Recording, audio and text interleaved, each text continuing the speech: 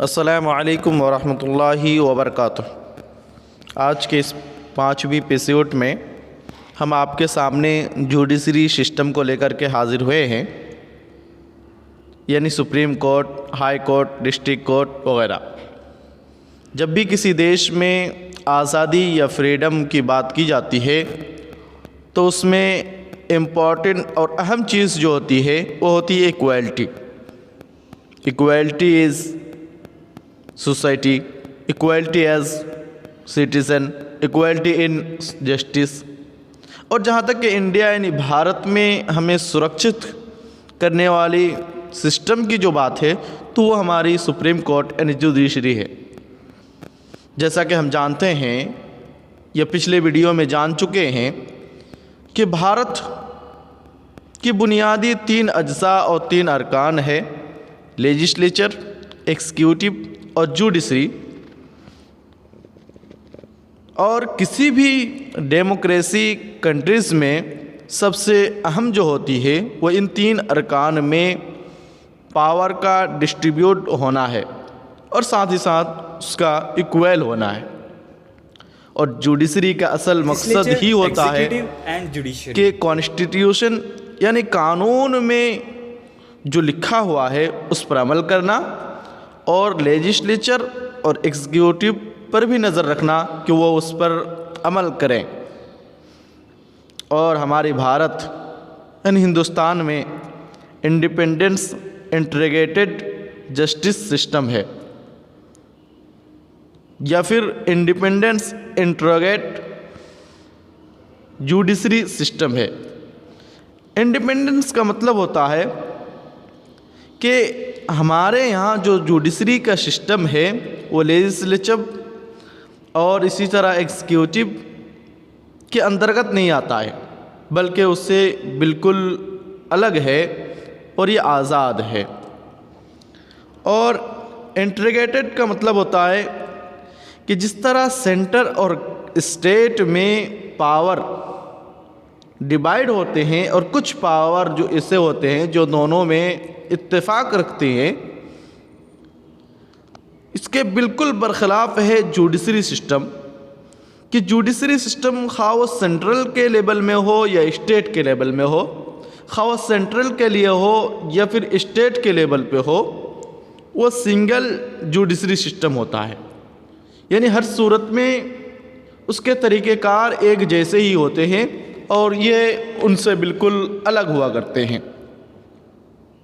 और अगर हम जुडिशरी सिस्टम के स्ट्रक्चर को देखना चाहें तो उसको हम यूँ जान सकते हैं, यानी supreme court, high court, district court और सबॉर्डिनेट कोर्ट।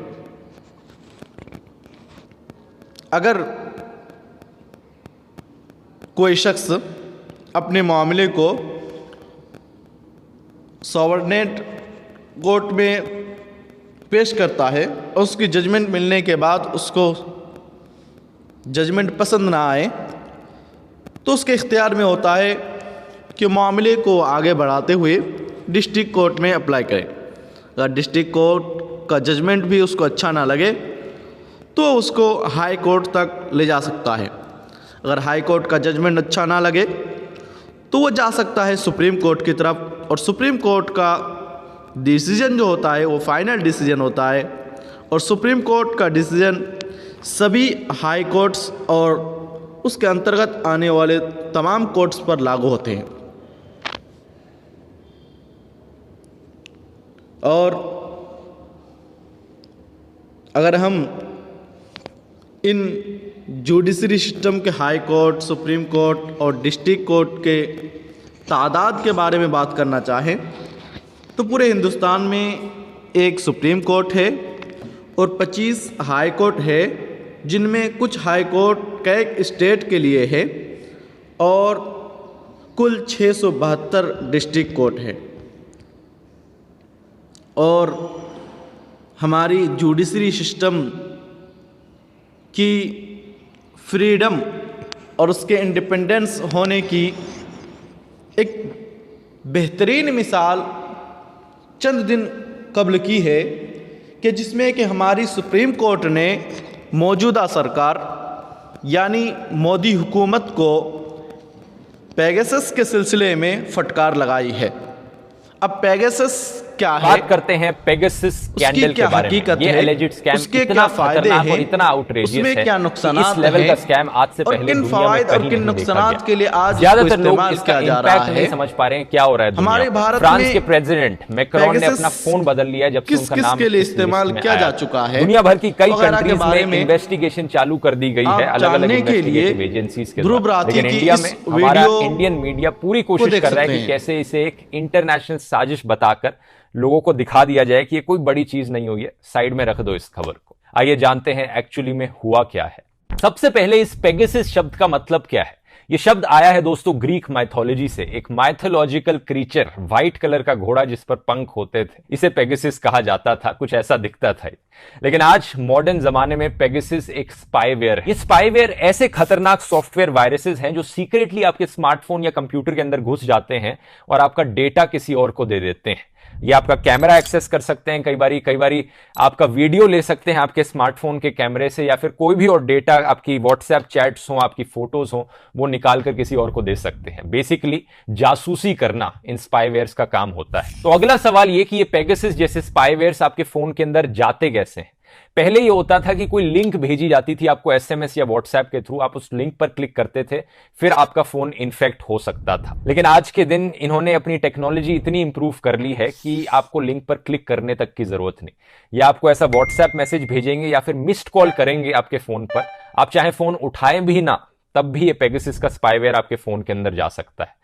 और इसीलिए ये इतना खतरनाक है, शॉकिंग है। बस इन लोगों को हमारा फोन नंबर पता होना चाहिए और वो काफी है। ये दोनों एप्पल के iOS और एंड्रॉयड फोन्स को अटैक कर सकता है, और एक बार ये फोन के अंदर चला गया तो उसके बाद तो ये कुछ भी कर सकता है। आपके व्हाट्सएप चैट्स को पढ़ना, आपके एसएमएस को पढ़ना, आपकी कॉल को रिकॉर्ड करना, ये देखना कि आपने किस किस को कॉल करी है, आपकी फोटोज को एक्सेस करना, आपके जीपीएस को ट्रैक करके आपकी लोकेशन बताना, आपके फोन के कैमरा को सीक्रेटली ऑन कर देना और आपके माइक्रोफोन को ऑन कर देना आपको सीक्रेटली रिकॉर्ड करने के लिए, आपकी सारी कॉन्टैक्ट डिटेल्स, आपके पासवर्ड्स, ये सब कुछ एक्सेस कर सकता है। इस पेगासस स्पाईवेयर को एक इजरायली कंपनी ने बनाया है जिसका नाम है NSO। NSO का फुल फॉर्म है ये। बेसिकली इस कंपनी को बनाने वाले 3 फाउंडर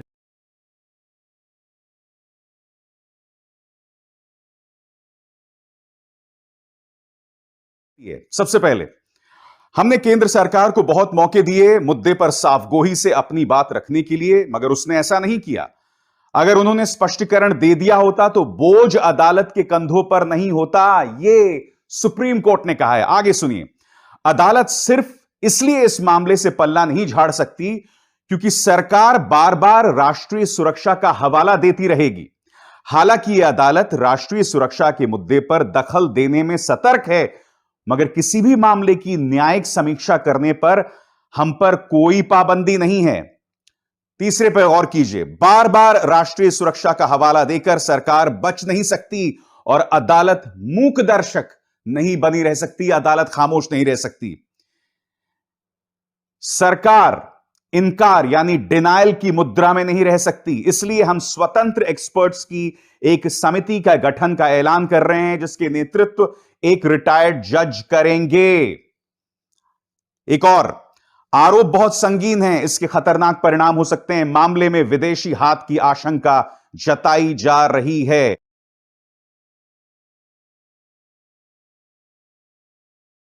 क्या कहा है मैं पढ़ के सुनाना चाहता हूं। सुप्रीम कोर्ट का यह फैसला जनता की जेब और बेडरूम में झांकने वाली सरकार के लिए सबक है। जस्टिस रमन्ना की बेंच का यह ऐतिहासिक फैसला क्या हिंदी अखबारों में विस्तार से छपेगा? कल देखिएगा जब अखबार खबरों को छिपाने और सरकार जनता की जासूसी करने लगे तब उसे लोकतंत्र की हत्या कहते हैं। अब आगे सुनिए रवीश क्या कहते हैं। यह गाना भी सुन लें। 2 जासूस करें महसूस कि दुनिया बड़ी खराब है। अब ये 2 जासूस कौन है पता ही है आपको। लेकिन कोर्ट ने कहा है कि राष्ट्रीय सुरक्षा की आड़ में निजता का हनन नहीं हो सकता। अपने बेडरूम में पर्दा लगवा लें, पैगा जासूस झांक रहा है। आम का मौसम नहीं है, गोदी पत्रकार पूछने की तैयारी करें, कद्दू कैसे छीलते